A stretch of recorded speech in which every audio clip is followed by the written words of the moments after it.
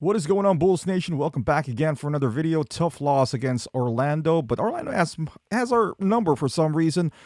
But you just noticed something about this game. We're going to talk about this right after this. Let's talk about one of the most iconic basketball teams in the world. You're listening to Chicago Bulls Nation. All right, Bulls Nation. So I was watching the game, and the Magic has a bright future. But the future is not now. The future should be in 2-3 years, right? Or maybe next year. The Bulls should have beaten the Magic at home. That's just facts. Now, you know my displeasure on Billy's style of coaching, and it became so evident on this game. It was just, I hate when that guy goes into the podium and do his post-game interview. It was like, hey, you know what, we gotta want it more. Our attention to detail is bad. The execution is bad. It's bad because you didn't make it good. It was so evident. So one of the things is like the Bulls' three-point shooting has been bad. And he mentioned something where it's there, you got to take it. No, you don't got to take it. If you have a set play that leads into one or two progressions, supposedly three, you shouldn't have one. But the thing is, our play is go to the half-court line, give it to Vooch, hand it to DeMar, go in the post. If that doesn't work out, it's Zach's turn. If that doesn't work out, maybe pass it to Vooch. Or maybe sometimes to run a fast break every once in a while. That's the problem. It's not the roster. When these guys say poor roster construction, that means it is a Billy Donovan apologist. Because I'm telling you, you can't tell me right now that this Magic team, right now at this moment, has a better roster construction than the Chicago Bulls. They don't. They don't even have a better coach, but at least they have some sort of a system that just highlights their strength and weakness. So with the Bulls, DeMar has sucked for 4 quarters. And guess what? He almost played the entire fourth quarter. Why? Because Billy does not have a play. His play is to give it to his ISO guys and let him work. And if that doesn't work, he does not have a backup plan. His backup plan is for the next ISO guy to move. He needed a point guard throughout his career, a slashing point guard and a smart point guard to bail him out, to create for him, to create those space for him. Otherwise, he can't. You know what his play is? Just to cross at the half-court line, have a soft pick and roll with DeMar and Vooch, and DeMar eventually takes the shot anyway. Sometimes he'll pass it to Vooch, or he'll turn the ball over. The reason why we have so many turnovers is because our just system is so predictable. You guard one guy, the spacing is bad, not because of three-point shooting, because we already know that's bad, because the lack of system. If you stick with one system, for example, in the first half, you got all these 3 guys, right? Like, you have 3 scoring-minded guys and you can't score. That's how you know you don't have a system. You're not putting the guys in a position to score.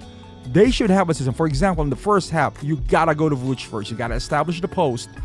Zach and DeMar don't shoot as much. We got to get Kobe involved, or Ayo, and all that stuff. Second quarter, once we establish the lead, now we got to input the bench where the guys started running and all that stuff. No, he does not have an implementation like that. He sticks with his rotation even though things are going bad.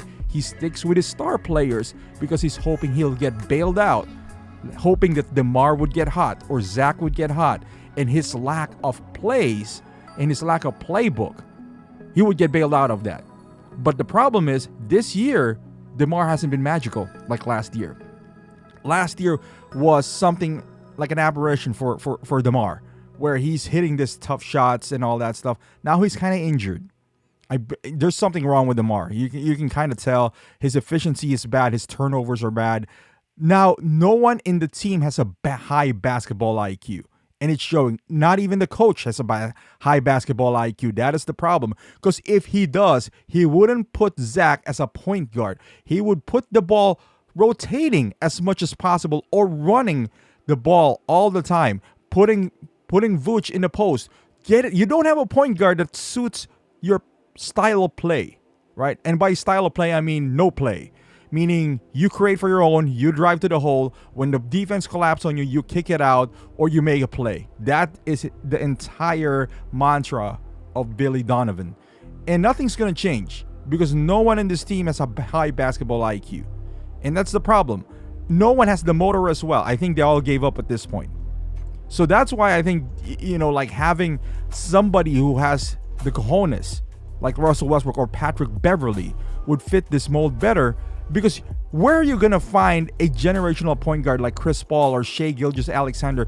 The ones that, or a prime Westbrook, the one who bailed out Billy back then, There's none. There's none out there. So what are you going to do? You're going to patch things up.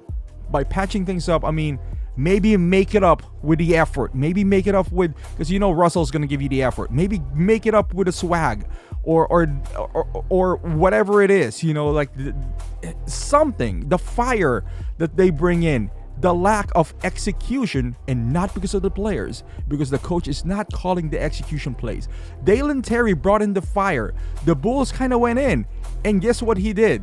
Because his quote-unquote minutes, he has to go out and he has to stick with DeMar, even though DeMar has produced nothing. And DeMar is obviously hurt because he's not only helping the team, he's hurting the team by turning the ball over a lot.